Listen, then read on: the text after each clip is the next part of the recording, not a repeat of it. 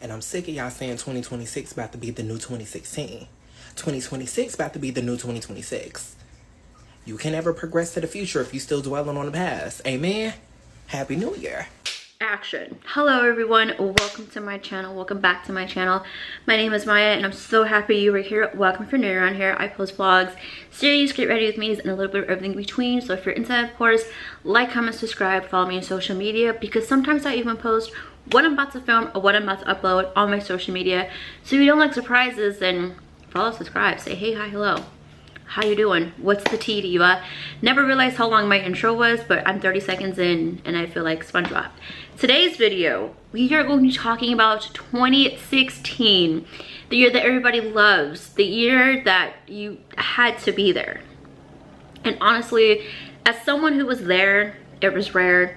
She remembers it all too well. I mean, I don't have a choice. This year has been shoved down my throat while it was happening. Like, it was still 2016 and people are like, this is the best year of our lives. And now that we're in 2026, parallel to 2016, everyone's like, we're gonna get 2016 back. And I'm like, y'all want this back? We already have this. I don't want this. Okay, we're gonna get into why 2016 is such a beloved year. But first off, we're gonna start off my boobs 2016, because this is my channel and I'm a big girl and I can do what I want. Sorry, that wasn't Maya. That was Pennywise. But speaking of Pennywise, the clowns running the streets and for president. Yeah, so like 2016 was the year where clowns were just in the streets, just freely scaring the fuck out of people, running after people. I still don't understand why this was a thing. There was a rumor that this was because we were getting a remake of the movies that happened back in the 1990s, which we did get in 2017 and 2019. But I don't get this. Like, I don't get this purpose, because they weren't dressing up as Pennywise. I didn't appreciate that. Then we had the presidential election with Donald Trump and Hillary Clinton. Donald, back in like the 2000s, for a little bit of history lesson, he had these two shows, The Apprentice and The Celebrity Apprentice, which I used to watch when they were on, and I don't remember like the premise. Like, I think it was like a business show. Was there money involved? I don't remember, but I was entertained, even though I probably didn't know what the hell was happening in these shows because I was still playing with Bratz dolls. Then we have Hillary Clinton, who was the former first lady to Bill Clinton, who was president back in the 1990s. Are they still married? Hillary, sister, get up on your good foot, because this man has publicly embarrassed you twice in 30 years. So you got to get like, yeah. This was my first time voting. Yeah, I was 18. I was like 19 right before the election, like before I had to go into the booth. Trump was nasty as hell towards Hillary and just towards people of color, disabled people, brown people. And there was one clip that came out, I think like 2 months before we were supposed to get in the booth like Lotto, where he's heard saying, grab women by the down under. And then he was like, that's just locker room talk, guys. The last time that this man was in the locker room, they were segregated. What are we talking about? Yeah, unfortunately, he ended up winning the election, and it was a very scary night. Like, I remember walking home from work, which, why was I working? What? Girl, no. And it felt as though I had to go home and barricade my windows, lock my doors. I felt like, you have ever seen The Village? It felt like it was gonna be a scene out of The Village. I mean, thank God nothing ended up happening that night, but it just felt like, you know what I'm talking about. Like, you know what I'm talking about. Another reason why I'm not a big 2016 contender, one weekend in Florida that I felt like changed US history. First up, we have the incident with Christina Grimmie. Christina was a singer that got really big in 2011 because she would post YouTube covers, and I think like Selena Gomez brought her out on tour. I know they had some type of friendship, but I don't remember if Selena like put her on tour or whatever. But then she was on The Voice, and then she had a concert in Florida. One of the attendees was the guy that was obsessed with her and ended up bringing a pew-pew and accessories to the pew-pew. I'm trying to get monetized on YouTube, and YouTube runs a strict program, so I'm trying to watch my words. I'm not trying to like push or like, what's the phrase? I'm not trying to like, this is a serious situation, okay? Okay. And yeah, he ended up taking her out and then himself. I don't remember if he turned the pew-pew on himself or her brother, he tackled him and somehow, some way, he ended up getting eliminated too. But Christina, unfortunately, did pass away that night, as well as her attacker. And this enforced more security and back checks at concert venues or just shows in general, which I don't understand why that wasn't a thing already. Why did it take someone losing their life and like being attacked for this to happen? I don't understand. And then not even 48 hours later, at a nightclub, a gay nightclub at that, it was Pride Month, people were celebrating, you know, clubs, dancing, popping, you know, popping bottles and all that stuff. And someone came in with the pew-pew, once again, and attacked everybody in the club. And again, I don't remember if the cops got him or if he turned the accessory, the thing, on himself. But yeah, this was a tragic weekend because it's like, if you can't go out to concerts and you can't go out to the club, where can you have fun? Not to bring in like that funny meme, but y'all know that meme where it's like the two girls and they're like, if you can't go to Bolaños, where the hell can you go? And that's very valid. Like, if you can't go out to a concert without feeling as though someone could attack the artist or yourself, and if you can't go to a nightclub to celebrate being fun, being free, it's also summertime, so you're, you know, probably off of work, out of school, etc. What the hell can you do and where can you go? Nowhere is safe. When the Pulse nightclub hit the news, it was very disgusting how people were reacting to the people who had lost their lives and who were injured. But the attacker, he was like Middle Eastern or something. I could be wrong on that. And people were being Islamophobic, as well as the person who was running for president. He was being every type of phobic. It was disgusting. How people voted for him, I still don't understand. Yeah, I hope the people who lost their lives are dancing in heaven. And I hope that the people who were family, friends, and also witnesses are okay and got the therapy and help that they need. Because what the fuck? Like, actually, what the fuck? My last beef for 2016. Prince, George Michael, David Bowie, I forgot his name, but he played Snape in Harry Potter, and Carrie Fisher all passed away in 2016. Like, I think December we lost like 4 iconic people. Sorry, I just noticed how like my lips are just not, they're not passing the vibe check. I was drinking and I felt like I didn't need to put this on, but it's disturbing me. This is Road, by the way. Road on the lips and the cheeks.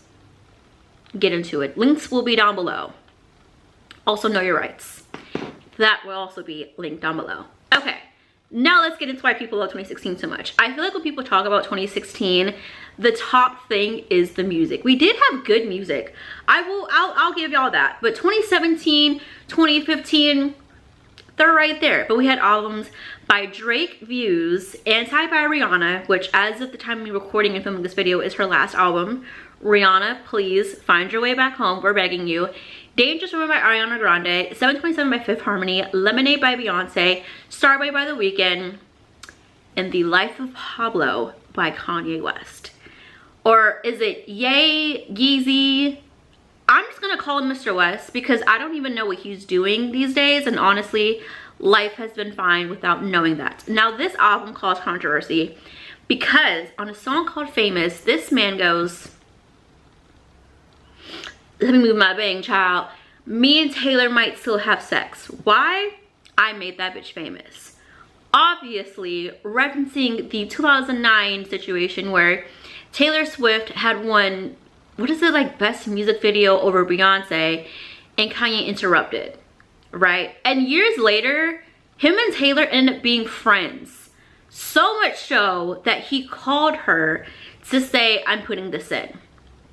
Right now, when this all came out, Taylor was like, girl, my success was all me. Okay, and she's right, because for her to be nominated in the same category as Beyonce but then also win over Beyonce, I feel like she was already pretty famous.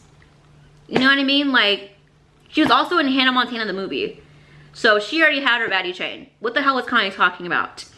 Yeah, so this led to controversy because it was this whole Taylor versus Kimmy situation. And then during July, an episode of The Kardashians had aired on TV. Is this where Kris Jenner was like, call Taylor up or some shit like that? That was kind of iconic. And Kim was like, okay, whatever. I'm not gonna call her. I'm going to instead release footage of their conversation on National Snake Day, which I had no idea was a thing. And she was all like, oh my God, they make days for anybody. Oh, I mean anything. Instagram and Twitter were so fucking messy. There was so much back and forth, seeing like who was saying what, who was retweeting what, who was liking what, because Instagram and Twitter, likes were public. So you could see what like your favorite influencer celebrity was liking and what they were commenting on and who they were following and when they followed and when they unfollowed. Big messy ordeal, messy boots galore. I was a messy bitch, lived for drama back in the day, so I was living for this. But Taylor was getting flooded with snake emojis. Kimye was up. And Taylor went into hiding for a year and recorded Reputation to take her reputation back, because it turned out that the footage was altered and she didn't actually approve the entire line. I forget what parts she did approve of and what she didn't approve of, but nonetheless, Kanye was like, I'm putting this out, whatever, I'm a big boy, I can do what I want. 2 months later, Kim was robbed in Paris. I think this was like during Fashion Week. How many Fashion Weeks happened? Because there's one happening right now. Also, we're in award season. Sinners just got 16 nominations, period. But yeah, Kim was robbed in Paris because she was alone in the hotel and she was Snapchatting that she was alone because her security, friends, and family were out in the town. This led to a group of men coming in and robbing her and traumatizing her. And when she was talking about the ordeal on the show, she thought she was gonna get unalived because it happened so suddenly and they were tying her up, which this is so disgusting, the reactions that came from this. This was a few weeks before Halloween. There was a Halloween costume that had like bondage tied up Kim Kardashian. Disgusting. De-fucking disgusting, right? So this happened, she got robbed of her jewelry and she was traumatized. And she also thought because she was gonna get unalived that her sisters, because she was with Courtney and Kendall, if I'm not mistaken, that they were gonna walk in and see her body, which thank God they didn't. No matter how you feel about somebody, they do not deserve to go through a robbery, physical assault, or the feeling of being unalived, or being unalive in general, right? People were like, oh, it's fake, it's that Tay voodoo, don't mess with Taylor Swift. And I don't know anybody I'm talking about on this list, okay? However, I don't think Taylor Swift would have wanted this. Maybe their careers to be over, maybe bad plastic surgery, maybe, I don't know, stranded on a road in Calabasas. I don't think she would have wanted this. You know what I mean? But then like a month later, Kanye was hospitalized. And there was a rumor that, it's not funny, that he was eliminated and that the Kanye we've been stuck with for the past 10 years is actually a clone. I have no thoughts on that, by the way.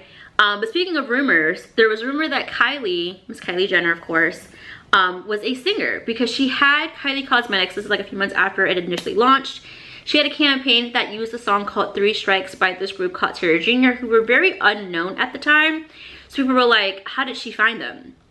She's in the band. She's part of the group. Turns out she was not part of the group at all. They consist of 2 men and the lead singer, who was a female. Shout out to them. But this led to Kylie actually hopping on a track with them in 2025 to celebrate the 10-year anniversary of Kylie Cosmetics, which that was amazing. Also, she has her own Spotify and Apple Music page, which is hilarious to me, but I digress. And then the last thing that happened within the Kardashian-Jenner family, Rob in China. How I forgot about this, I don't get, because like I said, I was kind of a mess. Not like, I lived for mess and drama that wasn't happening in my life, basically, okay? Just being bored, you know? Rob is the brother to Kim and Kylie, and Black China, aka Angela White, back in 2014, was engaged to a rapper named Tyga. They also had a kid, and she was friends with Kim Kardashian. I'm pretty sure she was also on the show at some point. It's like no, she was on the show. She was on the show. But 2014, like I said, all this is happening. Tyga one day tells Angela, get out of my house. Get out of my house, because I'm going to go ahead and groom Kim's younger sister, Kylie, who just turned 17. 29, anybody? Yeah, so that happened, and then less than 2 years later, this happens. And I remember when they were talking about on the show, Chloe was telling Scott, like, guess who was in my house? Robin, China. And Scott was like, wait, huh, what? I didn't hear that. I didn't hear that at all. Like, what? This was insane, because they got together.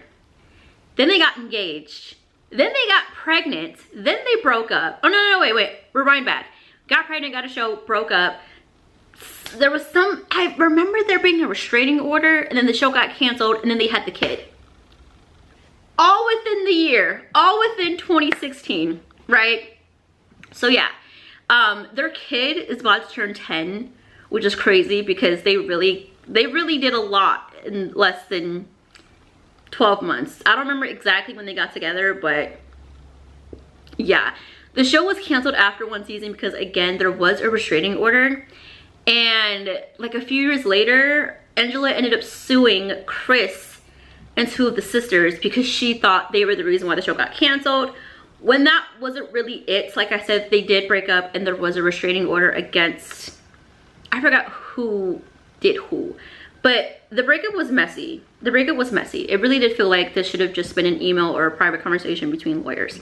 But I digress. I remember I was talking about music, and I just went into talking about the Kardashians. My bad, guys. Let's go back. Oh, the other reason why 2016 is so loved. The way we moved and dressed in 2016. First of all, Snapchat. The filters. The fucking dog and flower crown filters. Guys, what? Yeah. Adidas sneakers were a hot commodity back 2016. Also fidget spinners. I thought that was a 2017 thing, but apparently it was 2016. And I was late to the trend. Bomber jackets. This bad boy right here. She was everything. She was everything. Some of us probably still have that in our closet. I don't. I do have a green hoodie. Maybe I should get another bomber jacket. The makeup. The fucking makeup. I do want to do a video doing 2016 makeup, because what the hell are we doing? What the hell are we doing? I just saw someone do it on TikTok and they did the illuminating drops. Never got a chance to get those. But also, like, did they really do anything? I don't think so. And the following makeup brands were also a hot commodity: Smashbox, Tarte Cosmetics, Kylie Cosmetics, NARS, ColourPop, Morphe. And if your favorite creator had a code for Morphe, it was over. NARS, Wet n Wild, Laura Mercier, Benefits, and Anastasia Beverly Hills, more particularly the brow pomade and the eyeshadow palettes.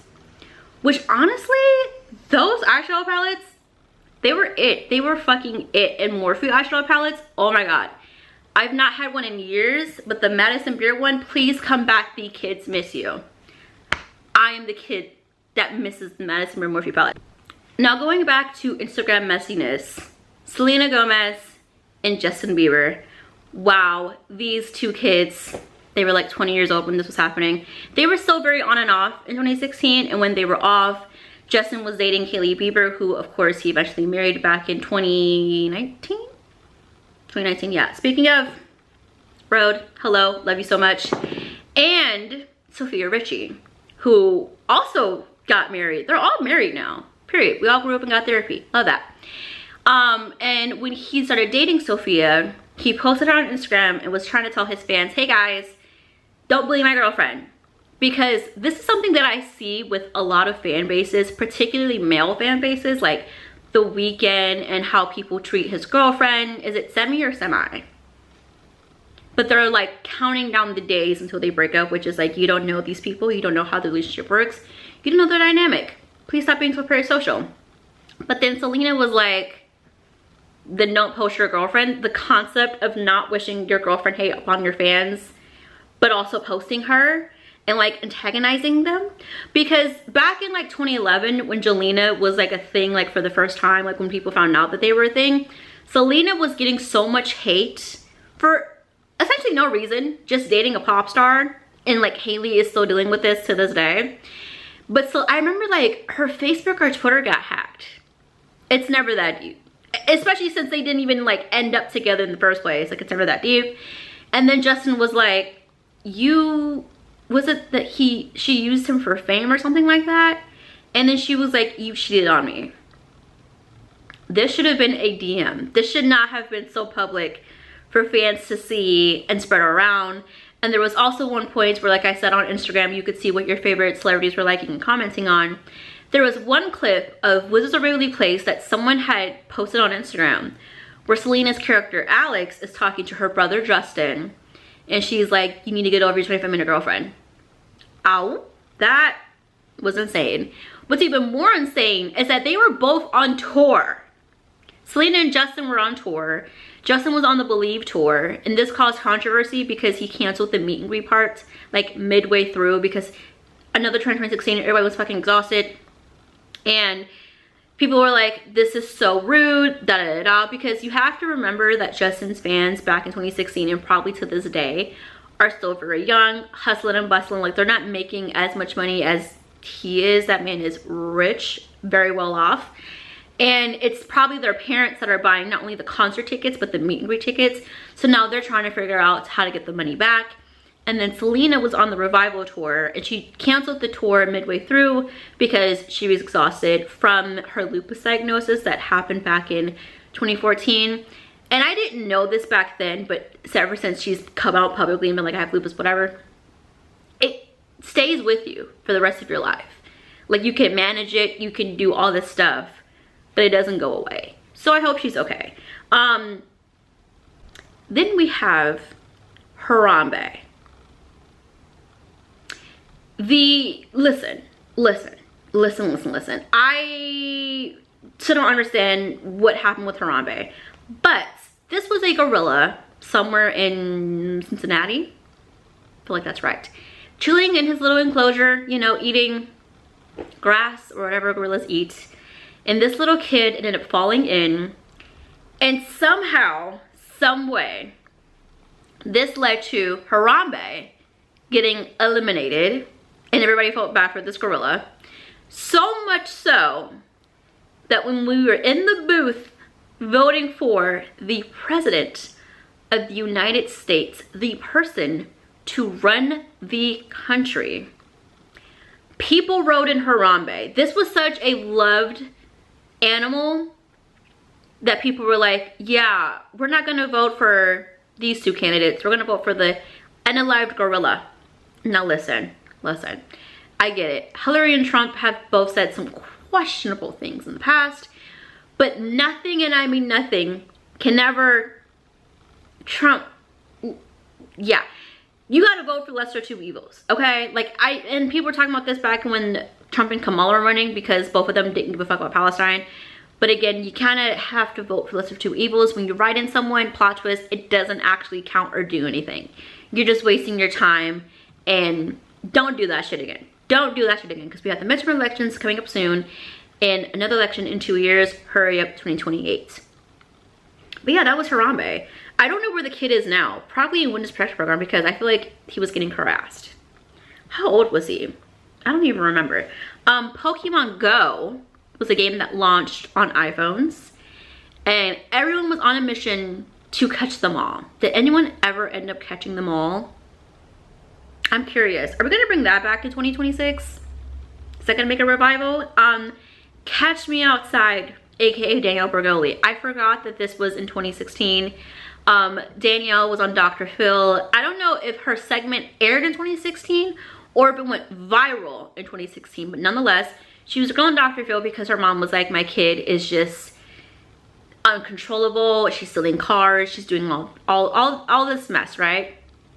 And Danielle was like talking to the audience, talking to her mom, talking to Dr. Phil. Like she was just, sass isn't even the word, but she got super famous.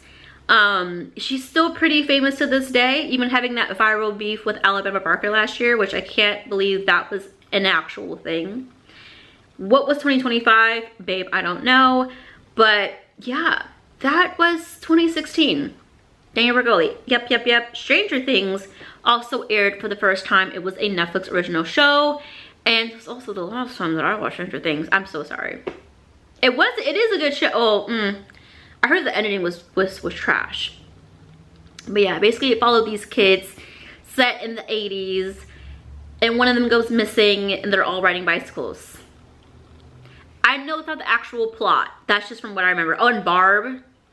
Did we ever find out what happened to Barb? I mean, I think we all knew what happened to Barb, but she was a beloved character on the show.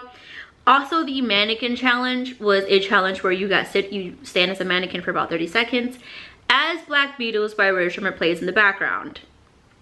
Do they still make music? I feel like I always hear and see Sway Lee making music with like The Weeknd and Travis Scott and Post Malone. I have not seen him with Slim Jim in a hot minute. Do they still have music together? We're gonna bring those back. Isn't Slim Jim a dad? I feel like I saw that somewhere. I could be wrong. I'm gonna look that up. Save Marina Joyce. A name / phrase I have not heard in so fucking long. Marina Joyce was a YouTuber who was pretty popular. I think she was based in the UK. She did like fashion try-on hauls, like those type of videos. And in a few videos, people were like, oh my gosh, she's being held hostage. Because there was a pew pew in the back. And then there was another video where it sounds like she's saying, help me. And a bunch of conspiracy theories, which we'll get into soon, went fucking viral. People lost their minds. People were calling the cops, trying to figure out what was really happening with Marina. And turns out she was fine. Like, I remember she did an interview in 2017 talking about the whole viral incident, and she was like, I appreciate it, but I was okay. I don't know where she is now or what she's doing. If she still makes YouTube videos, I'm gonna put an update right here.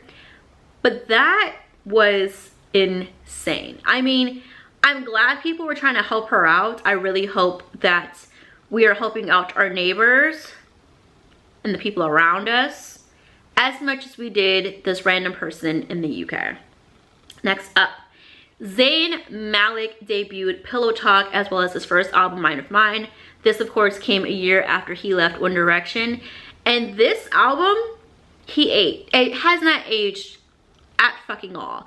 But we are back in 2016, maybe 2015, because all the members of One Direction are coming out with music. Zayn has a residency as we speak. And the day that I'm filming this, it was announced that Harry is having a residency. And there's like one stop that he has fucking Shania Twain. Now listen, I will not be fighting for my life in that Ticketmaster war, but may the odds be forever in y'all's favor, because I know that the demand for this man is crazy. So God bless you all. Joanne the scammer. Joanne the fucking scammer. Come home, the kids miss you. I'm the kid that misses you. Joanne the scammer, if you guys don't know, you weren't on Instagram. Because if you were on Instagram, you definitely saw Joanne the fucking scammer. She was an internet personality. She was a Caucasian woman who lived for mess and drama and didn't allow anybody in her Caucasian house. It was a character played by this guy named Brandon, who I think lost his mom a few years ago, so I hope he's okay. And in the right time, brings back Joanne. I actually do miss Joanne the scammer. Conspiracy theories were viral in 2016. Like, I feel like if you wanted to be popular and like make a lot of money, get a lot of subscribers, all you had to do was post a conspiracy theory video. Funny enough, this is how I found Tana Mojo. Not through the toothpaste video, not through, well, I don't know if she was in any controversy in 2016. I think she was still like fairly new, but through a conspiracy theory video. And I forget what she was talking about. I think there was a lighter theory in that video. Am I right? And Shane Dawson, again, a name I have not heard in so long. He would make conspiracy theory videos on, I think, a weekly basis. Yeah, and I just saw someone do an impression of him. This, I can't believe we let him get away with, well, I can't believe we let him get away with a lot. But there was one theory that he did that I just saw on my TikTok, again, someone just impersonating him, where he discusses the conspiracy theory that Rebecca Black's Friday, you know, the song that came out back in 2011, is actually inspired by and talking about the elimination of former President JFK back in the 60s, because apparently it happened on a Friday. And when she's saying get down in the chorus, she's actually talking about the Secret Service telling Jackie O to get down because there are pew pew shots going around. Yeah. And the other theory that Avril Lavigne is not actually Avril Lavigne. It's an impersonator named Melissa who was hired by her record label because Avril Lavigne at the height of her career was eliminated.